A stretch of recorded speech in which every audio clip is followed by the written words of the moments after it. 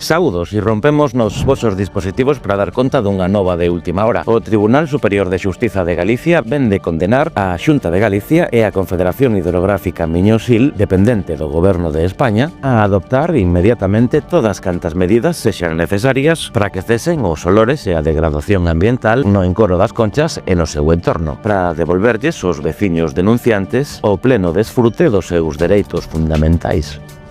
Así mesmo, a Xunta de Galicia e a Confederación Hidrográfica Miño-Sil son condenadas a adoptar inmediatamente cantas medidas sexan precisas para garantir o abastecemento de auga potable limpa, segura e libre de microorganismos e sustancias químicas que constitúan unha ameaza para a saúde das persoas, o fin de devolverlles o pleno desfrute do seu dereito humano, dereito humano á auga. Ademais, os veciños e veciñas demandantes recibirán unha indemnización económica. A sentenza declara a vulneración dos dereitos fundamentais á vida e a súa relación co dereito á intimidade e á inviolabilidade do domicilio e á propiedade vinculados ao desfrute da auga, todo en relación co dereito ao desfrute dun medio ambiente saudable e adecuado ás necesidades das persoas. Esta vulneración de dereitos fundamentais, segundo sinala a sentenza, está provocada pola inactividade das administracións públicas demandadas. Reiteramos, Xunta de Galicia e Goberno de España, que pese a coñecer esta situación e estar obrigadas